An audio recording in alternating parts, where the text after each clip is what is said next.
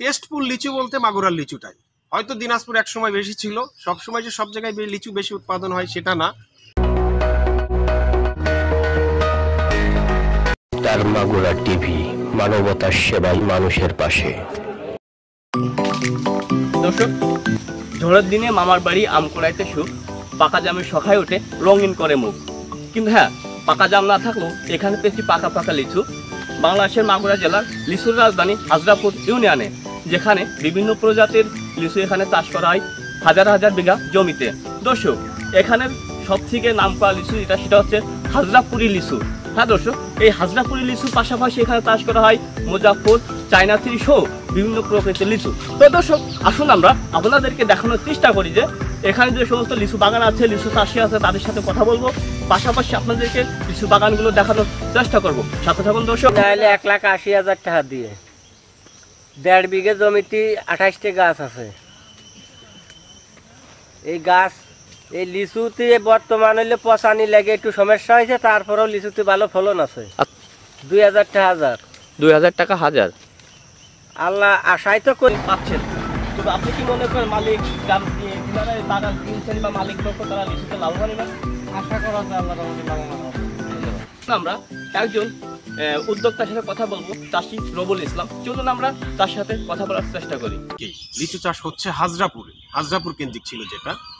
তো আমরা সবাই জানি যে লিচুর রাজধানী বলতে দিনাজপুর বা ঈশ্বরদীকে বোঝায়। এ বাদেও বাংলাদেশে যেমন আপনার ঢাকার পরে যদি আমি ধরি যে চিটাগং, ঢাকার পরে চিটাগং, খুলনা, এরকম আমি যদি ধরি তাহলে দিনাজপুর এবং ঈশ্বরদীর পরে আমরা মাগুরাকে ধরতে পারি এবং ধরাটা উচিত। আলহামদুলিল্লাহ। কারণ এবার সিজনে প্রত্যেক দিন প্রায় 40 লাখ লিচু মাগুরা জেলা থেকে ঢাকাতে ঢুকেছে। শুধু ঢাকাতেই 40 লাখ লিচু রপ্তানি হয়েছে। এ বাদেও মাদারীপুর, শরীয়তপুর, টেকেরহাট, ভাঙা, শিবচর, বরিশালেও লিচু যায়, প্রত্যেক দিন যাচ্ছে। এছাড়া তো লোকাল বাজারগুলোতেও প্রতিদিন প্রচুর পরিমাণে লিচু বিক্রি হয়। তো সব গড় ধরলে আমার মনে হয় যে প্রতিদিন শুধু মাগুরা জেলা থেকে মাগুরা সদর এবং শ্রীপুর এবং অন্যান্য যে উপজেলা, 2 উপজেলা আছে, মোহাম্মদপুর, শালিখাই, ওই এলাকায় একটু কম। তবে সামগ্রিকভাবে 4 থানা থেকেই 60 লাখ মানে 60 লাখ প্লাস লিচু প্রত্যেক দিন মাগুরা থেকে বিভিন্ন জায়গায় গিয়েছে। তো যার কারণে আমি এই লিচু নিয়ে, যাতে মাগুরার লিচুর সুনাম সব জায়গায় ছড়িয়ে যায়, এজন্য কাজ করে যাচ্ছি। কারণ ঈশ্বরদী এবং দিনাজপুরের লিচু থেকে আমাদের মাগুরার লিচুর স্বাদটা সম্পূর্ণ আলাদা।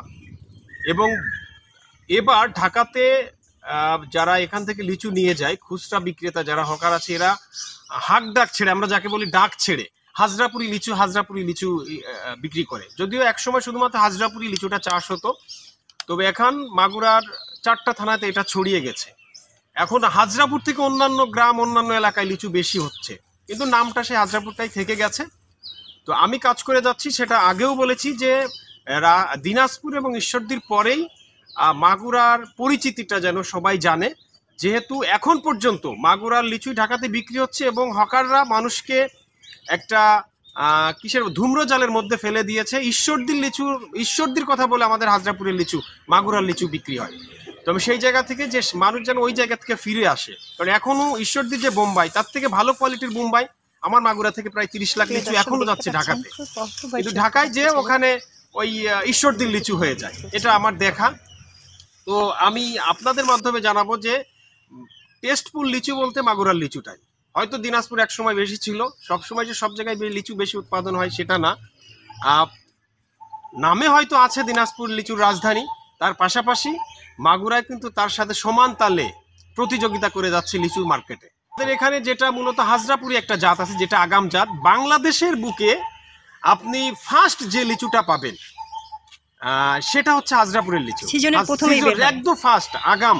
আমরা তো আগাম যে জিনিসটা আছে সেইটার প্রতি আমাদের একটা আগ্রহ থাকে, সেই আগ্রহের জায়গাটা পূরণ করা হচ্ছে আমাদের হাজরাপুরি জাতটা। আর এর পাশাপাশি যে বোম্বাই আছে, চায়না থ্রি আছে, কাঁঠালি লিচু আছে, এগুলো তো মোটামুটি চাষাবাদ হয়।